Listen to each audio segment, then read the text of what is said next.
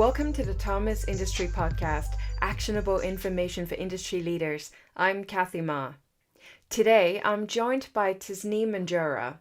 Tasneem is the CEO and co-founder of Caravan, a vendor relationship platform changing the way manufacturers and retailers engage with vendors. Founded in 2020, Caravan helps companies reduce costs of goods, diversify supplier bases, and prevent supply chain delays. Let's get into the episode. Tasneem, can you tell us about the founding of Caravan and why a company like Caravan is necessary today? Yeah, thank you so much for the question and thank you for having me. Sure. So the founding of Caravan, it's kind of a longer story. It's probably like a, 15, 20-year path. Basically, my co-founder noticed a pain point for sourcing procurement groups at a large Fortune 500 retailer. He noticed that there was this lack of transparency in terms of what each procurement officer knew about the other's dealings. So, they were unaware of which specific person a vendor or a buyer was working with on the vendor side. They were sort of unaware as far as the quality of a given vendor sort of across the board. So maybe one person knew about it, but the other didn't. And then the negotiation process itself was very time consuming and often inefficient. And sometimes there was no negotiation. So that pain point was again validated at another large retailer. And, like I would say like a decade after that, we kind of kept mulling over this idea that there was something there. And then we started validating the tool with CEOs, CFOs, heads of product. And, they all kind of said like, this is something we could use, and we need it sooner rather than later. And this is kind of right before we started validating this thing right before COVID. And fast forward now 2022, we've got pilots going, we have a complete enterprise ready product. And why a company like Caravan is necessary today, I sort of touched on a few of the points, but there's certainly like a lack of transparency on the buyer side, just in terms of, again, like what kind of a rating a vendor has received. What's the quality of a particular vendor? Like, why are we paying a particular price? Have we been able to like negotiate against other vendors? And is that visible, throughout the organization? So a lot of it is really driven by visibility. And then finally, just cost cutting. So, we think about, we're in an inflationary situation right now. We also have tying that with a recession. And so, everyone from retailers to service providers to manufacturers are looking to cut costs. And so Caravan provides an excellent opportunity to do so while not sacrificing quality. Fantastic. And I think at Thomas, we have over 560,000 North American suppliers on our platform. So we really truly understand how difficult it is for companies to identify good suppliers that they can count on over time. And we also talk about the fact that a lot of the buyers have their own scorecard, and you mentioned it just a minute ago, where they might have different criteria in accepting, assessing, and maintaining relationship with the suppliers. And sounds like Caravan is a very fantastic platform to capture all that experiential knowledge and tacit knowledge, and allowing different people in the companies to not necessarily call 16 people internally to find out why a vendor is selected, but using your technologies and data to look for those people and understand why decisions were made in the past. Now, for our audiences, however, maybe not all of them are really familiar with the concept of vendor relationship management. So Tasneem, could you talk us through the key facets of vendor relationship management and how it can help business grow? Sure. So, let's just start with, say, a small company, let's say like a $50 million company. They are buying all sorts of goods and services. Let's say this is a manufacturing company and they're buying all sorts of goods, services. They've got consultants, they've got marketing folks, they've got, actual like tangible goods that are coming in. Let's just say it's titanium, so they've got like hundreds, if not thousands, of different vendors. And what's happening is, in the current state, most of these individuals are managing maybe out of a tool like Salesforce, which is not really designed for this type of use case. That some of the use cases that we've mentioned previously, or potentially like an ERP, an enterprise relationship platform. And so, they're sort of trying to figure out like, how do I track all my vendors? It's a little bit clunky and it's a little bit difficult. Now, or maybe they're just using a spreadsheet, right? They're using a spreadsheet, or they're using a notebook. Now, flip that to the Caravan experience, right? Which is, you actively have a platform in which all of your vendors are listed. You have a rating for each vendor that you've used. You can see previous negotiations for that particular vendor in one place. You can see who else participated in that negotiation. You can see how much was saved, how much was initially bid. So you can see the pre-negotiated versus the post-negotiated and the savings. And so you've got a completely different dynamic here, right?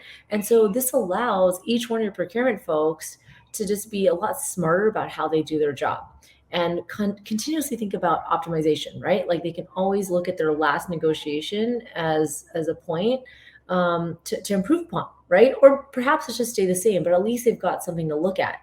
Conversely, you also have folks on the outside of a particular department. So maybe you have a CFO or a CEO, and they no longer have to call an accountant, dig around, like take days to pull these types of reports. They can just go straight to Caravan. They can see everything that was done. There's 100% transparency. And they're off to the races in terms of thinking about their supply chain, in terms of thinking about their vendors, in terms of thinking about cost of goods. And they can then convey a lot of these learnings to stakeholders, to internal and external. It's a very different way of managing vendors, I think. It's fantastic. A lot of times within an organization is to just find out where all the information is, and you guys really turn that into a good user experience. So you should be very proud of you and your team.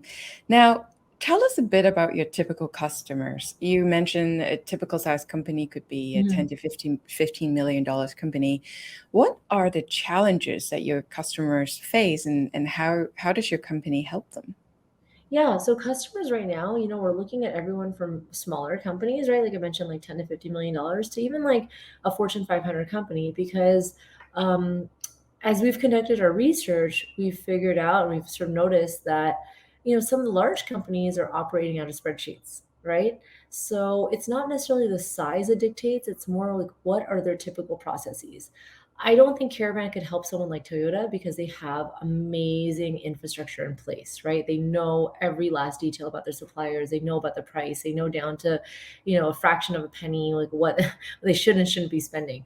But we're kind of targeting folks who are maybe have this need for vendor relationship management, which arguably I think is almost everyone.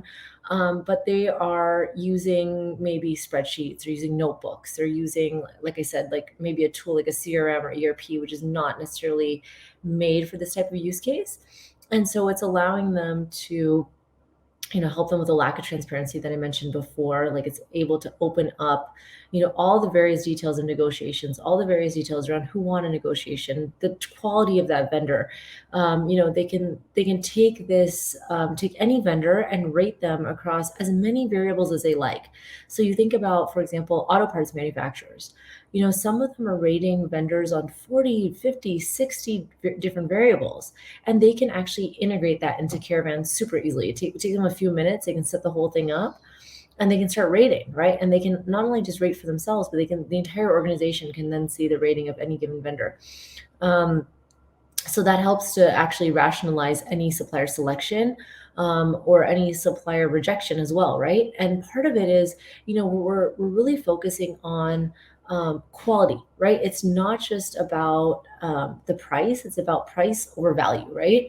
And like that's what's really going to drive a lot of performance for various manufacturers and retailers. I think in the past they were picking maybe the lowest priced vendor, but you end up losing certain factors there, right? Like their ability to actually fulfill their contract, right? Like for example, one of the things that we pull in Caravan during a bid negotiation is we actually point blank ask the supplier, "What's your total inventory?" Right? So maybe I only want 1,000 of some good, but maybe I want to know: do they have 50,000? Do they have 100,000? Do they only have 1,500?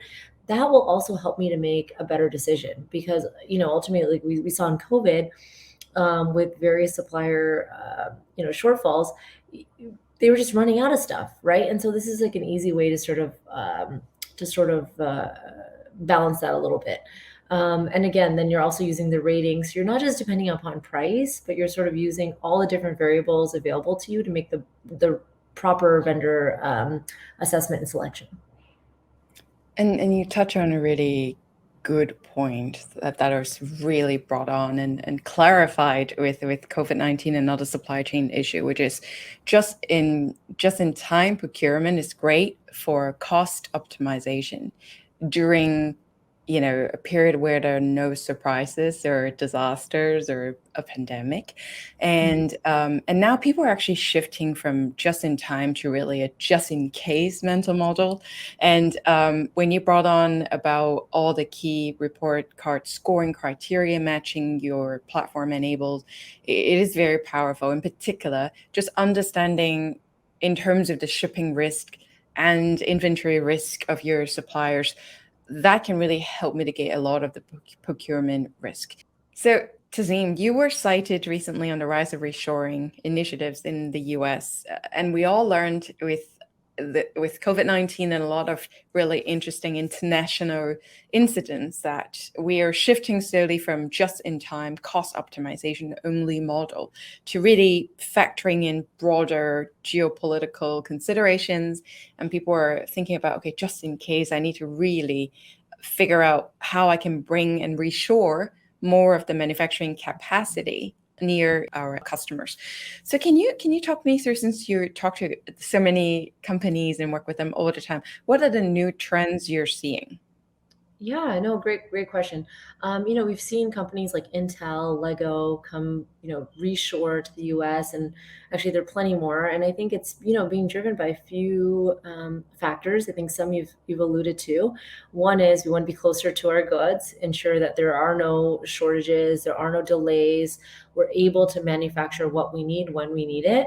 Number two, there are some environmental considerations. And I think, right now, the way that companies are approaching it is it's a good thing. It's a nice thing to be environmentally friendly. But in the future, we can all imagine there's going to probably be taxes levied, fees levied, depending upon what you do and don't do to the planet.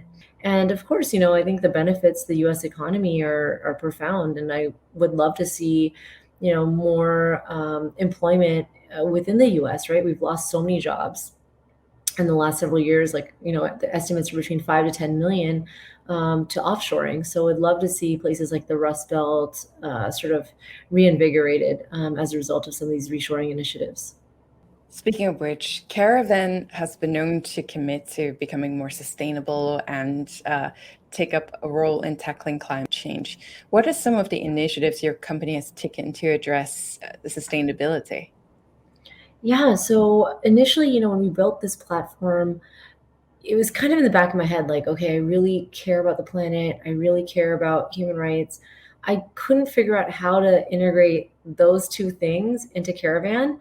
And, as the platform has sort of developed over time, we've been able to integrate some kind of cool features that I think, have an impact. So one of the small features is actually a tagging tool. And so you can tag any one of your vendors with whatever you like, right?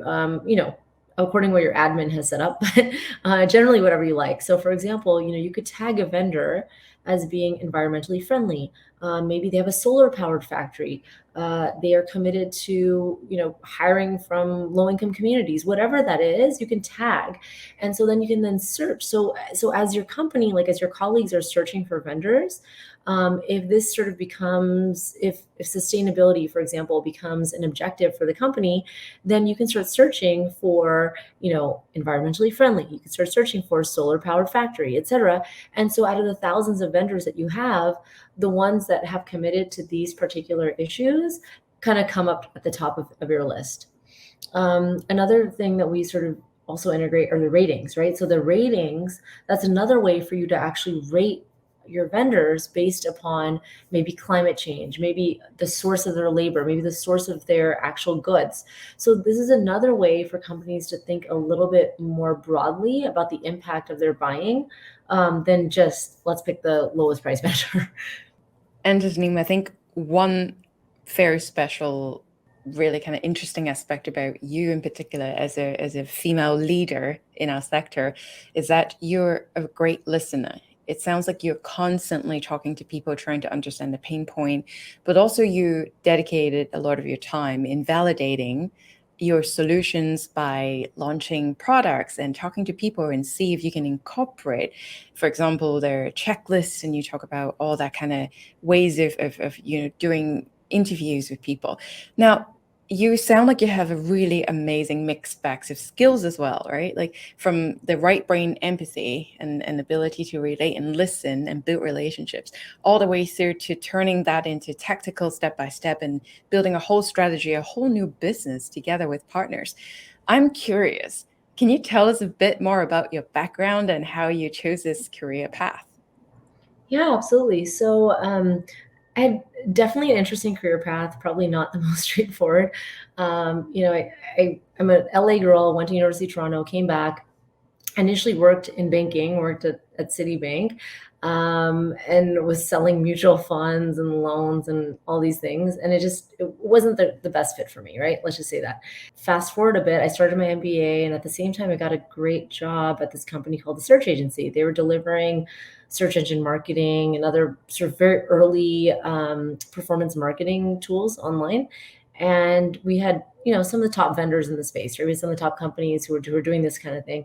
And my boss was just incredible, right? This guy, David Hughes, really smart guy, like BCG, HBS guy. And, he just kind of gave me a nice kick in the bum, just in terms of like, this is what we need to do. We're building this platform. Let's think about the smartest way of delivering information. And that was my first job, was just trying to figure out how to analyze all the bits and pieces of data that were coming in from various partners like Google and Yahoo and MSN, and try to make it very palpable and digestible to our CMO clients, for example. And so it just kind of changed the way that I thought, right? Like I think I used to think in a very unstructured way, and it just sort of changed the entire way that I thought. Everything was structured. How do I take data, use it to tell a story, but also make meaningful decisions based off of it?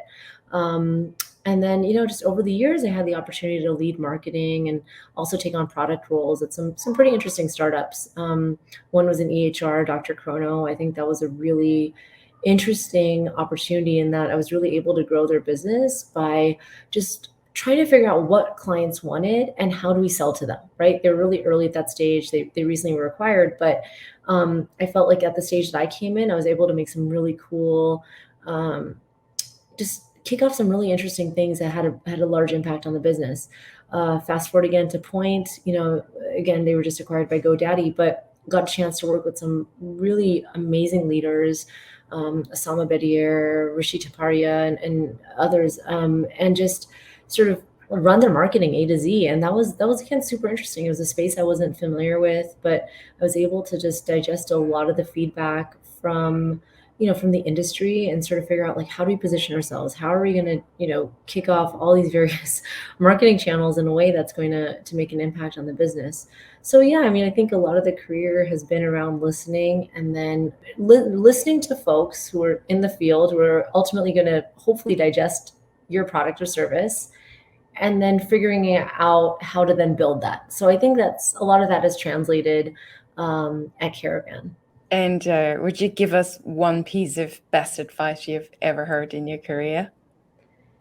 Yeah, actually, it came from my mother. And, as a 22-year-old, 23-year-old having to present to CEOs of large companies, I used to get very nervous, sweating, wavery voice, the whole nine. And I was telling this to my mother, and she said, don't worry about it. She's like, just do what you got to do. Don't worry about it. You did your best. Just deliver, and everything else is up to God. And I was like, wow, that's like kind of a cool way to think about things. And so I've taken her advice ever since. Your mother is a very wise woman. I've been following quite closely to Stoicism about really truly understanding what you can do and influence and learn how to detach your ego from the point when you hit a ball. After the ball is hit, there's nothing you can do, and you can just let go. But you should work really hard in making sure that you have a great racket and that you have the great form. So yes, thank you for sharing your very good advice here. And on behalf of our audiences, we thank you for talking us through some fantastic technical understanding when it comes to supplier relationship management, but also the broader philosophy about how to mix the left brain and the right brain to build a successful business. We are very happy to have you here today. Thank you so much for having me. I really enjoyed the interview. And yeah, I hope something of what I said was useful. Thank you. Thanks for listening to this episode of the Thomas Industry Podcast. If you enjoyed today's interview with Tasneem Manjra, please subscribe, share with a colleague, or leave a review.